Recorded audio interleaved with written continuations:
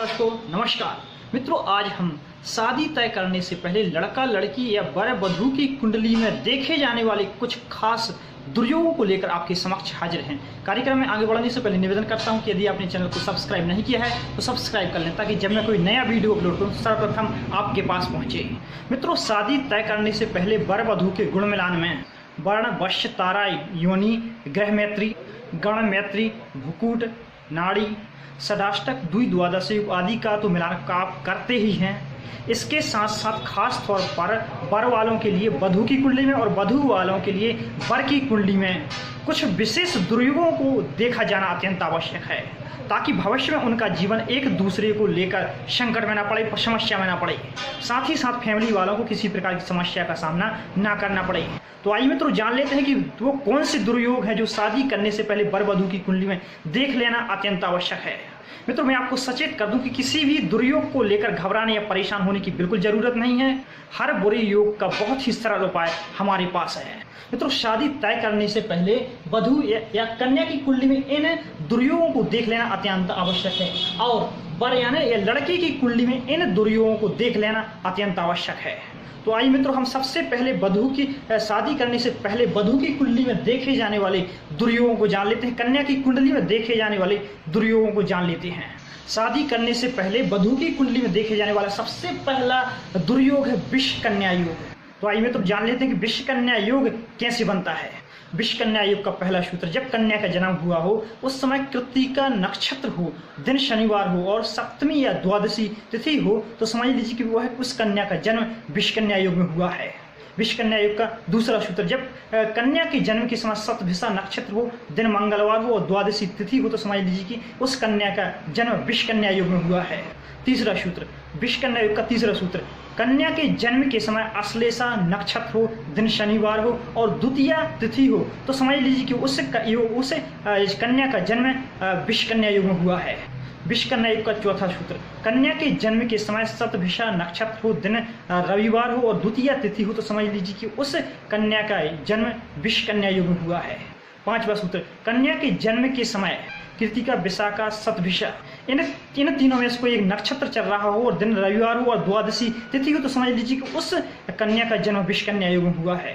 छठवां सूत्र, कन्या की जन्म कुंडली के सप्तम भाव में पापी ग्रह बैठे हो और पापी ग्रहों की ही दृष्टि पड़ रही हो, तो समझ लीजिए कि उस कन्या का जन्म विष कन्या योग में हुआ है। सातवां सूत्र, यदि किसी कन्या की जन्म कुंडली के लगन भाव में शनि, पंचम भाव में सूर्य और नवम भाव में मंगल विराजमान है, तो समझ लीजिए कि कन्या की कुंडली विष कन्या योग बना हुआ है। आठवां सूत्र, कन्या की जन्म कुंडली के केंद्र भाव में समस्त पाप ग्रह बैठे हों और समस्त शुभ ग्रह शत्रु क्षेत्री हों अथवा त्रिक भाव में बैठे हों, तो समझ लीजिए कि कन्या की कुंडली में विष कन्या योग बना हुआ है। मित्रों, ये तो हो गए विष कन्या योग बनने के सूत्र। आइए मैं आपको भंगता के विष कन्या योग भंगता के सूत्र नियम बता देता हूँ। तो पहला नियम ये है कि जन्म कुंडली के सप्तम भाव में सप्तमें स्वयं यदि बैठा है, तो समझ लीजिए कि विष कन्या योग भंग हो जाता है। दूसरा नियम, यदि जन्म कुंडली में गजकेसरी योग बना हुआ है तो तब भी विष कन्या योग भंग हो जाता है। अब बात ये आती है कि मान लीजिए कि किसी कन्या की कुंडली में विष कन्या योग बना हुआ है, तो वह उपाय क्या करे। तो सर्वप्रथम वह वट सावित्री व्रत करे। दूसरी बात, शादी से पहले उस कन्या का विवाह वट अथवा पीपल अथवा शमी से किया जाना चाहिए। तीसरी बात, उस कन्या को आजीवन विष्णु सहस्त्र नाम का पाठ करते रहना चाहिए। तो ये तो थे विष कन्या योग के सूत्र और उपाय। और आपके मन में प्रश्न उठ रहा होगा कि विष कन्या योग में जन्म लेने से आखिर क्या दुष्प्रभाव बनते हैं। तो मित्रों, जिस कन्या की कुंडली में विष कन्या योग होता है अथवा जिस कन्या का जन्म विष कन्या योग में होता है, उसके जन्म होते ही उसके परिवार को दुर्भाग्य घेर लेता है। उसके माँ बाप के जीवन में समस्याएं शुरू हो जाती हैं, भाइयों को कष्ट होता है, माँ बाप का अपमान होता है, माँ बाप का लांछन लगता है। जब तक वह कन्या अपने घर में रहती है, घर वालों को परेशानियां बनी रहती हैं। और जैसे वह शादी करने के बाद ससुराल जाती है, तो ससुराल में दुर्भाग्य शुरू हो जाता है। सास ससुर को कष्ट होता है, पति के साथ झगड़े, तनाव, कलह मचा रहता है। इतना ही नहीं, पति की मृत्यु हो सकती है, संतान कष्ट होता है अथवा संतान की मृत्यु हो सकती है। मित्रों, कई केसों में देखा गया है कि इन समस्याओं के चलते वह अपने घर मायके वापस आ जाती है। इस प्रकार से उसका हमेशा के लिए पति सुख और वैवाहिक सुख समाप्त हो जाता है। सीधी सी बात कहें तो मित्रों, उसके संपर्क में जो भी आता है उसको दुर्भाग्य घेर लेता है। मित्रों, विषकन्या युग में जन्मी कन्या को शादी के बाद किसी प्रकार की समस्या न आए, इसलिए उसे शादी से पहले उपाय कर लेना चाहिए इस योग का, जिससे कन्या भी सुरक्षित, उसका परिवार भी सुरक्षित, ससुराल वाले भी सुरक्षित और सास ससुर पति आदि सभी सुरक्षित रहते हैं। मित्रों, ये हो गया शादी से पहले कन्या की कुंडली में देखे जाने वाला पहला दुर्योग। आइए अब हम कन्या की कुंडली में शादी से पहले देखे जाने वाले दूसरे दुर्योग को जान लेते हैं। पहला दुर्योग हो गया विष कन्या योग, दूसरा दुर्योग है विधवा योग। आइए मित्रों जान लेते हैं कन्या की जन्म कुंडली में विधवा योग कैसे बनता है। तो विधवा योग का पहला सूत्र, कन्या की जन्म कुंडली के सप्तम भाव में मंगल विराजमान हो और कहीं से भी राहु और शनि की दृष्टि यहाँ पर बैठे मंगल पर पड़ रही है तो समझ लीजिए कि उसी कुंडली में विधवा योग निर्मित हो गया है। दूसरा सूत्र विधवा योग का दूसरा सूत्र, कन्या की जन्म कुंडली के प्रथम अथवा सप्तम भाव में शनि राहु या शनि केतु बैठे हुए हैं तो समझ लीजिए कि विधवा योग बना हुआ है।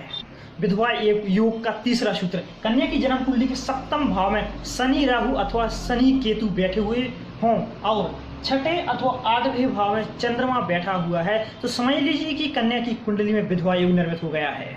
विधवा योग का चौथा सूत्र, कन्या की जन्म कुंडली के लग्न भाव में शनि विराजमान हो और मंगल छठे अथवा आठवें अथवा 12वें भाव में विराजमान हो तो समझ लीजिए कि विधवा योग निर्मित हो गया है। मित्रों, इन सूत्रों के अलावा हर युग के बहुत सारे सूत्र होते हैं। फिलहाल मुझे आपको इस वीडियो में काफ़ी योगों के बारे में बताना है, इसलिए किसी भी युग से संबंध में आपको ज़्यादा डिटेल्स इसमें नहीं दूंगा। मान लीजिए किसी कन्या की जन्म कुंडली में विधवा योग बना हुआ है तो अब वो है उपाय क्या करें। यदि किसी कन्या की जन्म कुंडली में विधवा योग बना हुआ है तो उसे सर्वप्रथम नित्य प्रतिदिन विधि पूर्वक मंगला गौरी माता की पूजा करना चाहिए। दूसरी बात, 5 साल तक मंगला गौरी का व्रत करना चाहिए। तीसरी बात, विवाह से पहले विधवा दोष नाशक कुंभ विवाह संपन्न करवाना चाहिए। मित्रों, ये था विवाह के पहले, शादी के पहले कन्या की कुंडली में देखे जाने वाला दूसरा दुर्योग। आइए कन्या की कुंडली में देखे जाने वाला, विवाह के पहले देखे जाने वाला तीसरा दुर्योग को जान लेते हैं। तीसरा दुर्योग है तलाक योग। तो आइए मित्रों जान लेते हैं कन्या की जन्म कुंडली में तलाक योग कैसे बनता है। मित्रों, तलाक योग के जो मैं सूत्र आपको बताने जा रहा हूं, यह सूत्र कन्या की कुंडली में भी लागू होंगे और पुरुष की कुंडली में भी लागू होंगे। तलाक योग का पहला सूत्र, कन्या की स्त्री की जन्म कुंडली के सप्तम भाव में सूर्य और राहु विराजमान हो और सप्तम भाव का मालिक द्वादश भाव में बैठा हो और सप्तम भाव पर शनि की पूर्ण दृष्टि पड़ रही हो तो समझ लीजिए कि तलाक योग बन गया। तलाक योग का दूसरा सूत्र, कन्या स्त्री की जन्म कुंडली के सप्तम भाव पर 3 या 3 से अधिक पाप ग्रहों की दृष्टि पड़ रही हो और सप्तम भाव का मालिक किसी पाप ग्रह के साथ युति में बैठा हो अथवा सप्तम भाव का मालिक द्वादश भाव में बैठा हो तो तलाक योग निर्मित हो जाता है। तलाक योग का तीसरा सूत्र, स्त्री की जन्म कुंडली में तीसरा सूत्र, स्त्री की जन्म कुंडली के सप्तम भाव पर सूर्य शनि राहु किसी की भी दृष्टि पड़ रही हो और सप्तमेश पर सूर्य शनि राहु किसी की भी दृष्टि पड़ रही हो और स्त्री की कुंडली में बृहस्पति पर सूर्य शनि राहु किसी की भी दृष्टि पड़ रही हो और पुरुष की कुंडली की बात करें तो उसमें शुक्र हो जाएगा, शुक्र पर सूर्य शनि राहु किसी की भी दृष्टि पड़ना चाहिए। तलाक योग के तीसरे सूत्र को पुनः सुनिए, स्त्री या पुरुष की जन्म कुंडली के सप्तम भाव पर सूर्य शनि राहु में से किसी की भी दृष्टि पड़ रही हो और सप्तमेश पर सूर्य शनि राहु में से किसी की भी दृष्टि पड़ रही हो और स्त्री की कुंडली में बृहस्पति पर सूर्य शनि राहु में से किसी की भी दृष्टि पड़ रही हो और पुरुष की कुंडली की बात करें तो बृहस्पति की जहां शुक्र पर सूर्य शनि राहु किसी की भी दृष्टि पड़ रही हो तो तलाक योग निर्मित हो जाता है। तो ये हो गया स्त्री की कुंडली में देखे जाने वाला तीसरा दुर्योग, तलाक दुर्योग। आइए हम चौथे दुर्योग को जान लेते हैं। शादी से पहले कन्या की कुंडली में देखे जाने वाला चौथा दुर्योग है संतानहीनता योग। मित्रों, संतानहीनता योग आपको देखने के साथ साथ पुत्र भाव योग और मृत वत्सा योग भी देखना है क्योंकि यह योग संतान से जुड़े हुए हैं। मित्रों, संतानहीनता योग का जो मैं सूत्र आपको बताने जा रहा हूँ, यह सूत्र स्त्री और पुरुष दोनों की कुंडली में लागू होगा। संतानहीनता योग कैसे देखते हैं आइए जान लेते हैं। स्त्री या पुरुष की जन्म कुंडली में लग्न, चंद्र लग्न और गुरु लग्न से पंचम भाव, भावेश और संतान का कारक ग्रह गुरु बृहस्पति यदि किसी भी प्रकार से पाप ग्रहों से या क्रूर ग्रहों से अथवा त्रिक भाव में अथवा नीच राशि में यानी किसी भी प्रकार से यदि पीड़ित हैं तो संतानहीन योग निर्मित हो जाता है। इस स्थिति को आपको नवांश कुंडली और सप्तमांश कुंडली में भी देखना है। मित्रों, संतान की स्पष्ट जानकारी हेतु पति पत्नी दोनों की कुंडली देखी जाना चाहिए जिसमें से पत्नी की कुंडली को प्राथमिकता देना चाहिए क्योंकि वह जन्मदायिनी होती है। तो ये हो गया संतानहीनता योग। अब आइए जान लेते हैं कि पुत्रभाव योग क्या होता है, इसे क्यों देखा जाना चाहिए, और साथ ही साथ जान लेते हैं कि मृत वत्सा योग क्या होता है, इसे क्यों देखा जाना चाहिए। तो पुत्रभाव योग आप स्त्री और पुरुष दोनों की कुंडली में देख सकते हैं। तो आइए जान लेते हैं पुत्रभाव योग आखिर बनता कैसे है जन्म कुंडली में। तो जन्म कुंडली के दूसरे भाव में मंगल, तीसरे भाव में शनि और नवम भाव में गुरु बृहस्पति बैठे हों, और पंचमेश और नवमेश त्रिक भाव में बैठे हों अथवा निर्बल हों, तो समझ लीजिए कि जन्म कुंडली में पुत्रभाव योग बना हुआ है। तो जिसकी कुंडली में पुत्रभाव योग बनता है उसे संतान का सुख नहीं मिलता। आइए मित्रों, अब जान लेते हैं कि शादी से पहले स्त्री की कन्या की कुंडली में मृत वत्सा योग को देखना क्यों अत्यंत आवश्यक है, और आखिर यह बनता कैसे है जान लेते हैं। तो कन्या की कुंडली में यह तब बनता है जब कन्या की जन्म कुंडली में पंचम भाव का मालिक छठे भाव में बैठा हुआ हो, साथ ही यहाँ पर गुरु बृहस्पति बैठे हों और सूर्य बैठा हो, तो समझ लीजिए कि कन्या की कुंडली में मृत वत्सा योग बन गया। जब किसी स्त्री की कुंडली में मृत वत्सा योग बनता है तो उसका जो गर्भ रहता है वो गिरता रहता है, अथवा संतान जो होती है वो मृत पैदा होती हैं। आइए मित्रों, अब हम जान लेते हैं शादी से पहले कन्या की कुंडली में देखे जाने वाला पांचवा दुर्योग मांगलिक योग। मित्रों, इस योग के बारे में आपको बताने की जरूरत नहीं है, क्योंकि इस योग को आप भली भांति जानते हैं, यह योग चर्चित है। तो किसी भी जातक की या स्त्री या पुरुष की कुंडली में द्वादश, लग्न, चतुर्थ, सप्तम, अष्टम भाव में मंगल पड़ा हो और उसकी मांगलिकता भंग नहीं होती है तो मांगलिक दोष लगता है, यह आप सब लोग जानते हैं। तो मांगलिक योग भंगता के बहुत सारे नियम हैं, साथ ही साथ इसके बहुत ही सरल उपाय, बहुत सारे उपाय हैं। मित्रों, ये थे कन्या की कुंडली में देखे जाने वाले दुर्योग। फिलहाल मैं आपको दो दुर्योग और बताने जा रहा हूँ। फिलहाल वह लगभग घटते तो नहीं है, लेकिन फिर भी आप जान लीजिए। पहले इनके अलावा भी दो दुर्योग और हैं। पहला अग्नि कांड योग और दूसरा है आत्महत्या योग। संभावना आपको लग रहा है कि ऐसा हो सकता है, तो आप इन योगों को भी देख सकते हैं। यदि किसी स्त्री की कुंडली में अग्निकांड योग बनता है तो वह अपनी हत्या है जो है वो आग लगा कर करती है, अथवा यदि उसकी कुंडली में आत्महत्या योग बना हुआ है तो वह अपनी स्वयं की आत्महत्या कर सकती है।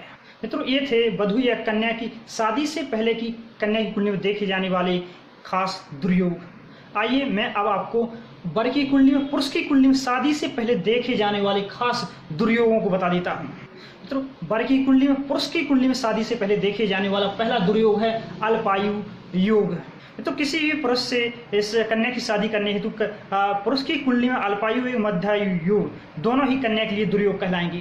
तो पुरुष की कुंडली में, वर की कुंडली में अल्पायु मध्यायु योग देखने से अच्छा है उसकी कुंडली में आप दीर्घायु योग देखें। अगर दीर्घायु पाया जाता है तो इन योगों को देखने का कोई मतलब नहीं। तो अब मैं आपको बता देता हूँ कि पुरुष की कुंडली में दीर्घायु कैसे बनता है।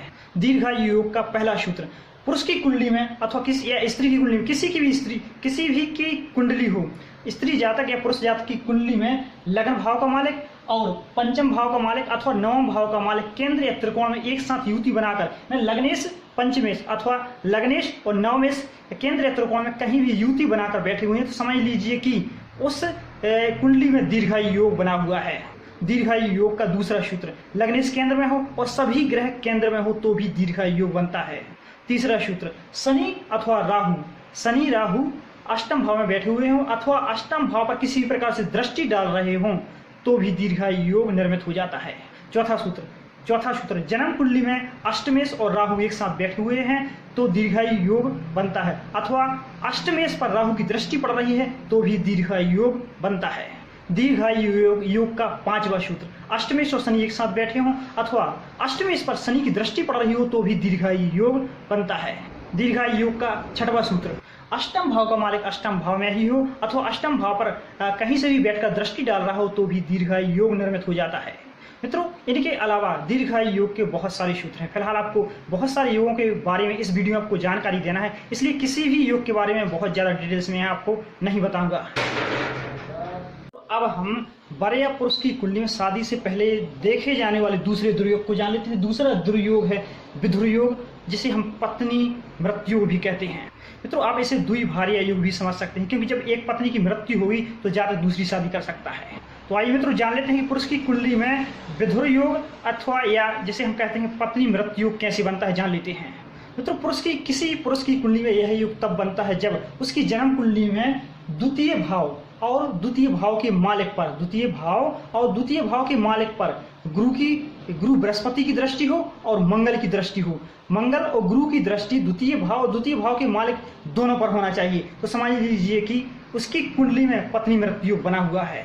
तो जब यह योग किसी पुरुष की कुंडली में बनता है तो उसकी जातक, उसकी जो पुरुष है उसकी पत्नी की मृत्यु होती है।